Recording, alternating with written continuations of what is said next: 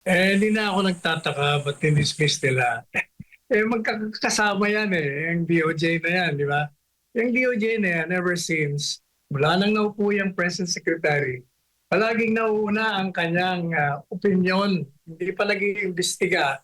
Meron na kagad siyang opinion, di ba? Ginawa niya yung kay Bantag, ginawa niya yung kay Tebes, ginawa niya rin yung kay Buloy.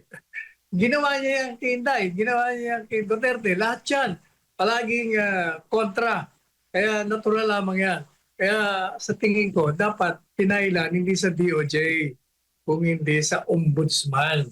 Dahil at least yung ombudsman, stricto, talagang stricto at nagbibigay ng desisyon batay lamang sa ebidensyang presente sa kanya. Ay yung DOJ, masama na ang reputasyon nga dahil masyadong one-sided, palaging kontra sa kalaban ng administrasyon politically. Pero hindi pa naman, meron pa namang remedyo. Takbo kayo sa mataas na hukuman at sinabi nyo na mali ang kanilang desisyon dahil meron namang probable cause. Probable cause lang naman ang kailangan dyan bakit nila dismiss? Consistent kasi ang dismissal sa posisyon ni Presidente Marcos Jr. na walang illegalidad sa ginawa nila. Consistent din yan sa posisyon ng DILG Secretary, no?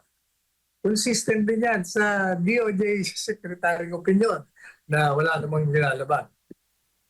Now, si dating Pangulong Rodrigo Duterte, Attorney Salang, nag-file ng reklamong ito. Ngayon na wala siya sa bansa, maaari pa rin po bang mabigyan ito ng patas na pagdinig?